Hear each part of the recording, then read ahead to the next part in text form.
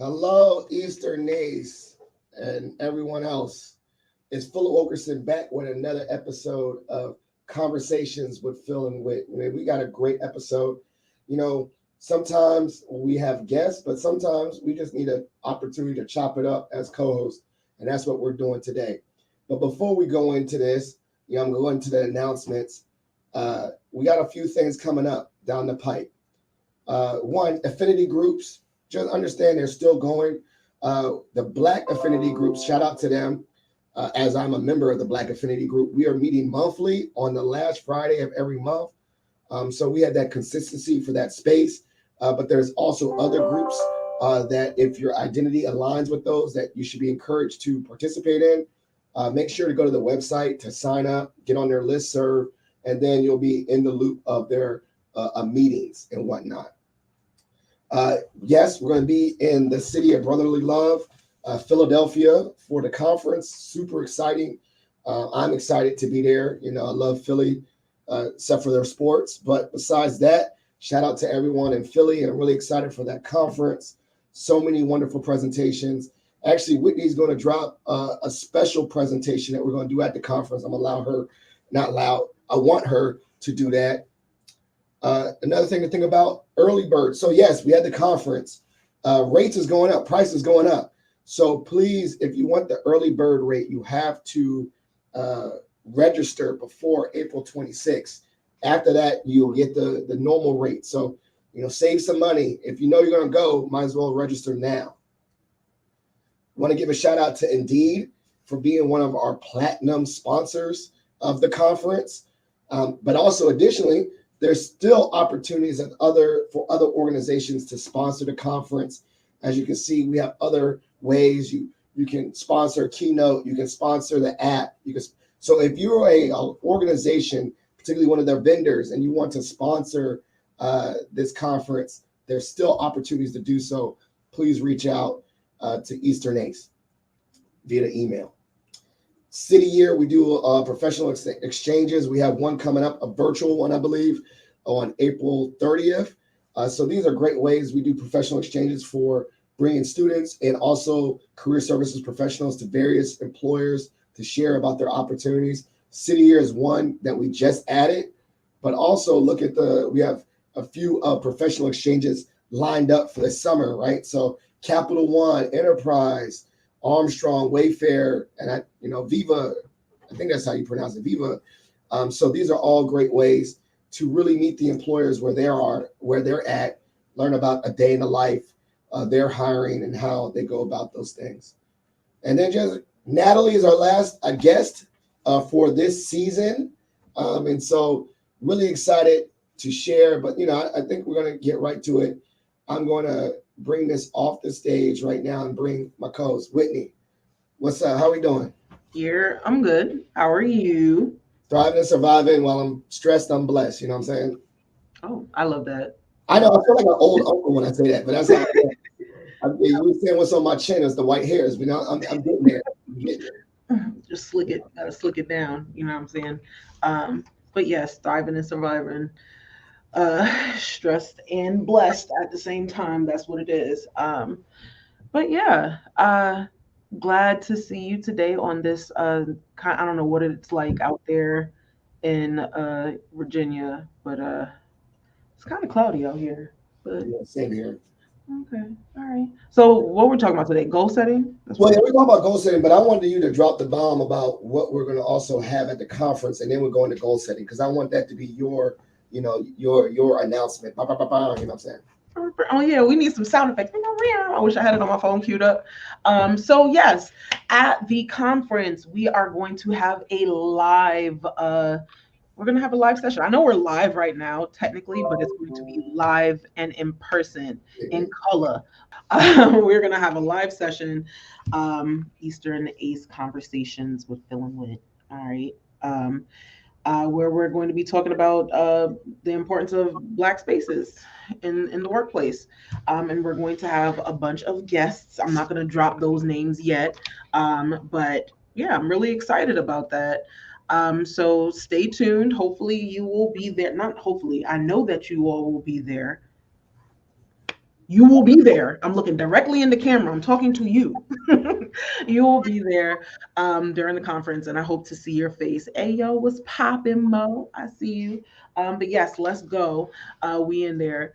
So yeah, make sure early bird special. Go get your conference. I'm about to say conference tickets. I know that's not what it is. Yeah, conference. Yeah, For the conference. wow. Register for the conference. Early bird get that. Early bird gets the worm. If not, you just gonna pay more money. Sorry.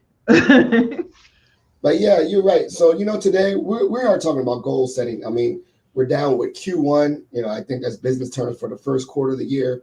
And I am a big proponent of vision and vision boarding. I see Mo's here too. She's down with the vision, visualization and all that. And so we're gonna start this conversation. One, we're gonna share actually our vision board, and we're just gonna talk about what is the mindset about going through goals and all those things. So I'm just going to go ahead and pull up on the screen.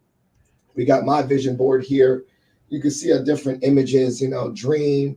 My father-in-law, shout out to Jeff Kerr, she passed away, but someone that inspired me. So I told him I'm gonna be like Jeff this year. LinkedIn, Toastmasters, Alpha, shout out.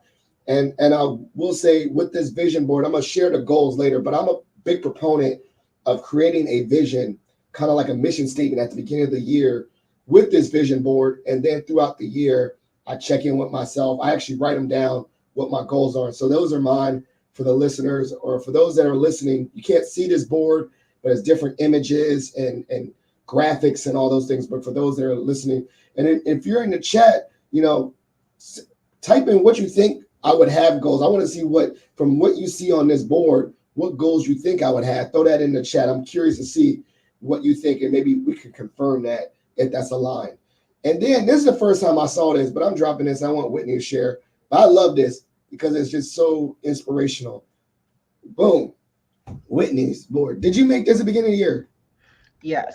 So I like to do things like digitally, because I will lose I will lose the physical, which is very unfortunate, but I can't help it. But this is my digital vision board. And there's a lot of different things on here. It's pretty basic. But last year was very difficult. So I want it to be very simple. Yes. But this year has proven difficult too. But we'll get into that a little later. So yeah. Now, Whitney, Mhm. like one, I'm sorry that you're having a difficult year, but even with the smiling and emojis, like I keep mine. You said yours is digital. I got mine printed out and I'm someone that's kind of corny. I went to the print shop on campus and had it laminated so it don't get ruined. And I got last year's too. So I keep them around, right? Like, dang, this dude's old school. Why? But why did you decide to do the digital goal setting? I decided to do the digital one because I felt like it's easy for me to carry around. I'm always on my phone. Like I got my watch, I got my phone, my laptop, even though it's technically in the shop. I have a another laptop. So I do that in Canva and I always have access to it. I download it as a PDF, I have it as a PNG, and it's all over the place. I at one point was like, I need to have this as a screensaver, but again, there's been a lot that's going on, and it got to a point where it was like triggering. I was like, I can't have this in front of me, because again, I know we'll go into that later, but it became a little triggering at one point, because I did set a bunch of goals, and They weren't coming true. Is that what it was? Like it became more instead of a tool of inspiration, it was kind of like you were feeling disappointed when you looked at your vision board. pretty much, pretty much. Yeah, But that's interesting because I mean, I ain't gonna lie, I totally missed the mark on like 90% of my goals that I put on my vision board. And I've been in the same mindset, but I was like, oh well, I'm just gonna roll it over. And if you look at the goals that I had for last year, sometimes I just take the same image and put it on next year. Like, well, it didn't happen. It's almost like it's a rollover thing, right? And the sun hit, and so it's interesting, because it's that mindset of setbacks. I don't know if I shared this with you previously, but I'm also someone that has fully embraced quote unquote what I call failure. So I even have a actual document on my computer called failure log. And like people be like, dang, that's kind of like, self-deprecating or whatever. But like every time I, shoot for the stars and I don't make it, I put it on the failure log. Mhm. And at first it's very hard. It's hard, like, if you apply for a job or apply for a position, a leadership position, you don't get it. Putting on there and seeing that is very hard at the front. But I've went way back in that failure log, and I've been having the ability to say, like, okay, like if this didn't happen at this time, then this wouldn't happen. So one that I share that's very vulnerable is like I wanted to be a member of Alpha in undergrad. Mhm. It didn't happen for me in undergrad, but I was able. So I look at that and I put that did not make it or in undergrad. But then I look at it like it took years later. It's like 11 years later. I wouldn't have my line brothers, and so like, is it really a failure? I mean, at that moment, yeah, that was a. But I realized in my failure log that they're not really failures, but I don't know. It's kind of like I had to just face it, No, that makes sense. take That that. makes sense. I like that. I wrote that down. I made sure I wrote that down because I feel like a failure log. It's not necessarily a failure. I can't even say it. Failure Yeah, log. I can't say it, but it's more so like, all right, if at first you don't succeed, log. Like, you know what? I mean, that's actually good. You know what? I'm actually going to say, I think I need to actually reframe it then, because that's really not like. I mean, I just used the word failure, but maybe even just titling it. I still don't have a list. I still want that list, but maybe it's just a not yet log or something. yeah. I don't know. Like, Yeah. I love that. That's really like. No. I just thought of that when you said that. Yeah, that's definitely like a good idea. Because sometimes it's not. I feel like failure itself, of course, there are like lessons you learn when something doesn't happen the way that you want it to happen or whatever. You don't achieve something in the moment that you want to achieve it or whatever. But with failure, I feel like failure is definite. Like it's never going to happen and that's it. Whereas if you like, same thing with Zeta for me. I wasn't able to do it undergrad, but I'm a Zeta now. You know what I'm saying? I was able to do it grad. I didn't see that as a failure undergrad. I saw that as like okay, all right, I wasn't able to do it. I'm still going to do it. This was a goal my entire life, literally, especially as a legacy. I'm not going to sit here and be like, yeah, I ain't going to do it. Sorry, mom. Like, no, I'm going to do it. So it was definitely more so like motivation. So of course, if at first you don't succeed, but I know like with, I'm Like just, this year's goals, like yeah. we're down the quarter. Like I said, I've had already in recent this already in Q1 setbacks and challenges and things. I like I said, I added to that not yet log. Mhm. I don't know. The funny thing I think is built resiliency is that like if I didn't hit goals in Q1 in the past, I think that would have set the tone for me being jacked up for the whole year. Mhm. But now I'm in this mindset, not more recently, like of doing this over and over the vision board every year, that I'm like, okay, it's only the Q1. Like I still got 3/4 of the year left, and things take time, and I could just roll it over to next year.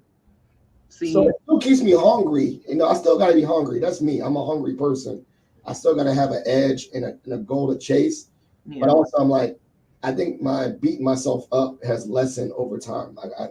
I don't do it as often or as severe. I think it's severe because I still think I get the negative thoughts or negative things about my goals that I set. Like, dang, like, I should have done this by February already. But Mhm. I don't think the voice is as loud, or the tone in the voice in my head is not as, you know, harsh as it is. I don't know if and I think maybe that's because I set goals often every year that I realize, okay, it's like playing sports. Like if you're already down in the first quarter, you still got a whole game to play. The momentum can shift. Absolutely. I think that, thank you for saying that because I know for me, this is the first time that I have one created a vision board that I didn't throw away. Okay. Because usually, like, I'll do like a physical vision board and be like, man, F this, bloop. Like, like I didn't achieve any of this, and it'll be like February. Like, what? That's ridiculous. Yeah. So it's the first one that I did not toss. I didn't throw it in the garbage. I just said, let me take it out of my vision so that I don't see it every day. But it's also the first time that I'm like, all right, I have not completed what I wanted to complete yet. I do feel bad, but I don't feel horrible, and I don't feel like it's the end of the world. And I know I'll continue. Like I like what Mo said. Vision boards can give us a preemptive view of what's to come. I love that, right? Because it's definitely the truth. It is the truth. I know that on my vision board, I think it was like a podcast thing, right? Sure. I still have not started that podcast. It's up here. I've wrote it. I've wrote it down. I have episodes that I've planned out, but I haven't been able to record. But can I challenge you real quick? Go ahead. You're on one right now. That's yeah, you You know what I'm saying? Like, right. what do you mean? What you mean you're on one right now? Like You're that right. thing still came true. I think another thing about the vision board I learned too is that like maybe the image was just burned like a leadership position, right? Mhm. And I was like, man, I didn't get this exact leadership position. And then some random one was like, you're president of Toastmasters. I was like, I didn't even want to be the president of Toastmasters, right? So like, or like, I get that, right? Like maybe that's even that part of that keeping it as like, yeah, maybe it didn't manifest as the exact like, the Whit podcast, but you are co-hosting one that is consistent and you're creating content and you are on a podcast. It's just not the one that you envision. Exactly. Literally, I was just saying this yesterday when I was journaling at like 2 a.m. Not even yesterday, this morning. I was journaling at 2 a.m. Don't judge.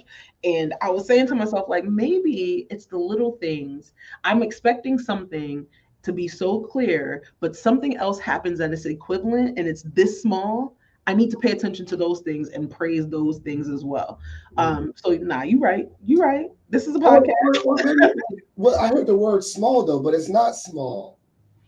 You feel me? Like See, you it's challenging my words and my phrases. I love it. no, I'm just saying like it's equally weighted, right? Like, but and this is me speaking to myself because, like I said, I do a lot of this, and it's easy. Like, what's it? It's easy to talk to someone else than to talk to yourself. And like, I don't know, I might be on one today because I'm not doing this to myself all the time. I'm like, I do this a lot, like, but it's not. And then someone will hit me with like, but it from my outside perspective, you're doing it. And I do this all the time when someone's like, hey Phil, you doing it, young blood. You doing it, young blood. Like old uncles, they're like, you're doing Yeah, it. I'm like, I know. I ain't doing nothing. Like I be doing that, like, I ain't doing nothing. It seems like you're doing it.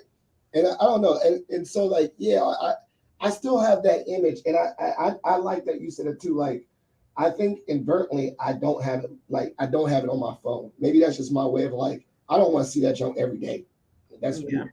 Like I got it on hard copy and I got it in my office. Sometimes I don't even, this ain't at my house, so I don't see it at home. So I have my vision board only in a space where I can look at it when I need to, but I ain't looking at that junk every day. Because I think if I looked at my goals every single day, inversely, I think it would have the negative effect that like me always feeling like I'm behind the mark. So I feel like I like these quarterly check-ins. I like these like accountability people. Like, hey, Whit, I got this goal that I'm doing, and the only time I bring up that goal is when someone responds to me. You know what I'm saying? Um, but you get what I'm saying. Like I think from what I'm hearing from you, and this is something I'm taking on too, it's probably a good thing. It's like set goals, but don't let goals dictate your well-being throughout the year. And also set boundaries with goals. Like you did it, right? If that show is not doing, if the goal is doing detriment, either toss it, get rid of it, reorganize it. But it's not going to be good to just beat your head against the wall on a goal that's just making you feel bad, right? Exactly. So maybe it needs to be revised or or like you said, completely tossed out, because like that's not the point of that. The point is, you don't want something to just make you feel bad every single day. You know what I'm saying? Exactly. Yeah. You want to go through your you want to go through your vision board. I don't know why it slipped my mind. I saw my comment pop up, and I'm Yeah, like, I'm gonna just share one because I got so many things. So mhm. I'm gonna just share one as it relates. As you can see here, I got Eastern ACE as one of my goals, and I had aspirations within the organization. I still do, and I think one of my things that I really wanted to reiterate is that this year I even said in a general sense I want to be a leader. Like I want to uh let's say not identify. I want to take on that identity and not doubt it. Like when people say, "Phil, you're a leader," I'm like, nah. I was gonna say this year, I'm taking it. Like I am who I say I am, and Mhm. so I got Toastmasters. I got all these other 40 under 40 that hit it. I got the Alpha 40 under 40. Something I wanted. Something I wanted to be esteemed in my fraternity. Positive filter, but like. I realized that like this was, being on the board is a part of that leadership identity that reaffirms that. Doing this podcast with you reaffirms my thought leadership and content leadership. Um, and being able to like really try to listen better, that's something with my father-in-law. And so like I really reframed that I'm doing what I'm saying I'm supposed to be doing. And is it going exactly the way I want to? No, but like I think I am. Let me see. I think see even the tone. I believe I still am a leader in Eastern ACE, regardless of. I can be a normal member of Eastern ACE, and I'm still a leader in that space. That leadership is not tied to a title; it's tied to being a person that's helping people. And then like Toastmasters, same thing. Like I realized that throughout this year, it's just reaffirmed to myself that leadership and saying who I am is not tied to any title or any role or any uh, real, external validation. It's internal to how I navigate a space or how I speak up in rooms and stuff like that. So um, I don't know. This year, I feel it. I feel a year of being very confident in myself. This is probably one of the first years where I did say throughout the year, I feel very confident in who I am Mhm. and not arrogant. Like I never want to be arrogant, but I also don't, and I want to be humble, but also don't want to be like to the tipping point of self-deprecating. Like that's not humble. That's just being mean to yourself. And also, I want to be confident. Like I want to walk in rooms with my shoulders up and say like, I am who I say I am. But also, when I walk with my shoulders up, I ain't got to put other people down to do so. Period. I can have my shoulders up and encourage other people to have their shoulders up. Yes. And so that's the type of person. I don't know why I got Jordan here because I can't play basketball for a lick. Why do you have Jigglypuff? Like I'm. Oh, yeah. Because I love Pokemon. You know what I'm saying? I would have Snorlax, but shout out to Jigglypuff. I think this really symbolizes one, taking my kids' stickers, and two, just being invested in my kids' activities. You know what I'm saying? Like Mhm. Miles loves Pokemon, so I gotta know the Pokemon to connect with Miles, my son. I gotta know their names. I gotta know what type they are. Jigglypuff, regular type. You know what I'm saying? Normal type. I gotta know the type. I gotta know their moves. He be asking. He be quizzing me. Don't quiz me. I know Pokemon. I think that's why I put him on there. It's Pokemon. That's a random one too. Yeah, the Jordan one. I don't know why. My kids. I got my kids up there. Got my whole family, my wife and kids up here. The Incredible Hulk. Just because I like comic books.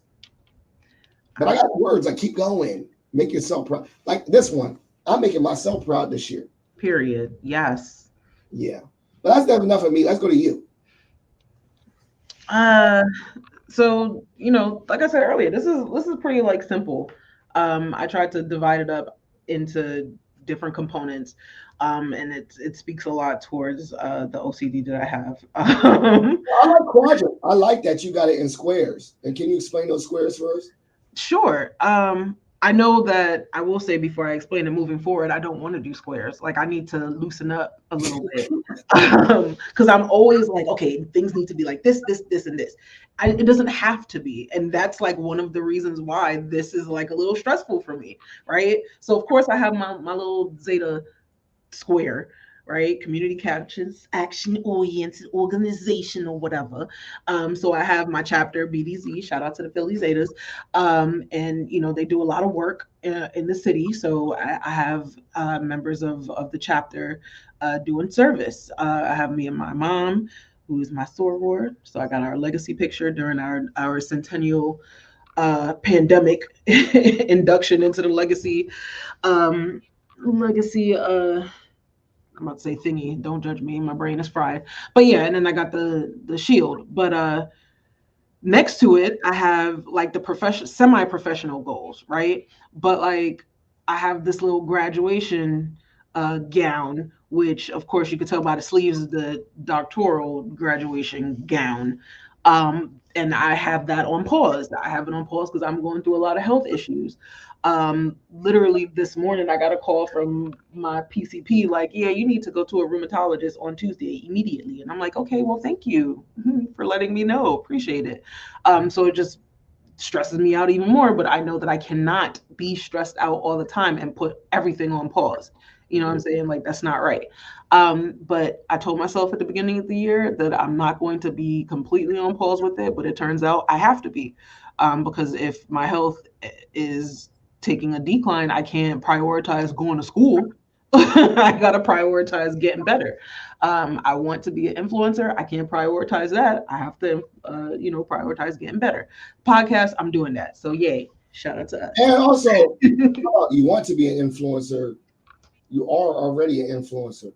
I'm trying. Yeah. No, you influence me. Wait, what is that word? Like, you influence me. You already have content. Stop. You're doing it. It's not like, I think you're saying you're not doing it on scale that you want. Also, I identify with this. I'm had to take the semester off for my doctoral stuff, but like it's life be lifing.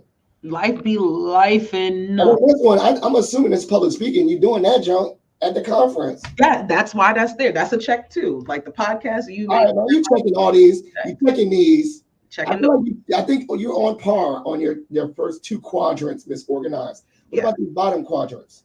These bottom ones, so the bottom, what is it, left is looking like health, right? I am getting closer to God, so I have the praise hands there because woo, I got therapy going, so woo, got that going. You know what I'm saying? Healthy foods. I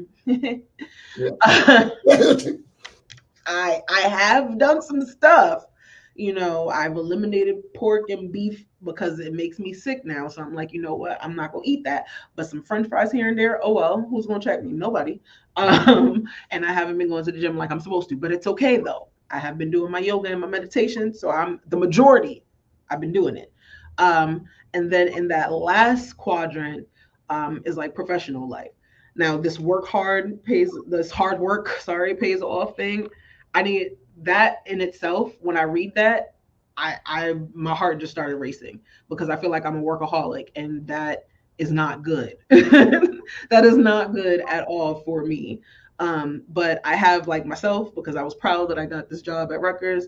I have the campus of beauty. This is like my favorite picture of the arch with this beautiful fall foliage. I got some money, got to stack the bread, you know what I'm saying? And then I have my supervisor because she's my professional role model, aka PRM. Oh, I like that. I like that. I might add that, One thing I thought, and you said, instead of tossing this whole thing, it's digitized. What's going to stop you just from deleting that phrase? Just take that one off. Which one? The whole thing?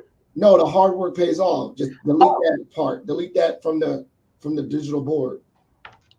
So even though it gives me anxiety and I really do want to take it off, I know at the end of the day that it actually does pay off, right? Okay. Like I know that it doesn't necessarily have to be like in this quadrant. It could be in Zeta. It could be in the health and wellness part. It could be in the other part too. Just working on myself. It could be in the middle, honestly, on top of me. Working on myself. Hard work will pay off. If I work on myself hard, it will pay off. So yeah, we're gonna run over a little bit. It's just that's bound to happen. Hopefully, I know for those that are listening, to the goals, you're not able to see these boards. I think I'm actually gonna try to find a way to put them in the show notes or something like that.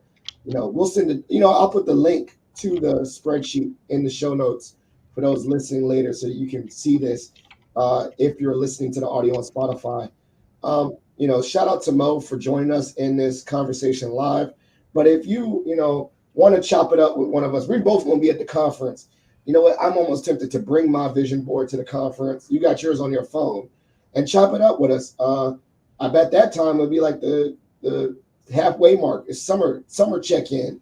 So Mo, I think you're on to something. It don't have to be formalized. It don't have to be no session at the conference. It could just be a room meet up. We're gonna chop it up for the goals. But thank you so much for everyone that joined us. Our next episode, we will have a guest. It is going to be Natalie. I believe we're talking about mental health in the workplace because May is Mental Health Month. So just be on the lookout for that. Also, the details for the live in-person show will be coming out once we get the conference session details. But be on the lookout for that to join us either in the room physically or join as you normally do online. But we're gonna really have a good time with that. I think that's a first. Can I tell you something? That's a first for me to ever do a live podcast in my 7 years of podcasting. So I'm very excited for that to come to fruition. And so you're helping me make one of my dreams come true. Is there anything else? Let me get this out. Anything you want to share before we cut out? Nah. Just everybody have a safe and blessed weekend. Also, I live in Philly, and I heard your comment about the Philly sports. I'm a New Yorker, so I won't say nothing. Yeah, you just say you're a New Yorker. What you talking about? I'm a New Yorker that don't even like New York teams, so it don't even. You don't like the New York teams? Okay, we're about to get off. Everybody, yes. Yeah. This for the listeners. Giants or Eagles? Cowboys. All right, that's the end of the show, y'all. That's how we're end it. Make sure y'all listen, support it, listen on the iTunes, not the iTunes, on Spotify. This will be going live. Thank you so much for tuning in to another episode of Conversations with Phil and Whit. Hopefully this has inspired you to chase your career and academic dreams and goals. And we're out.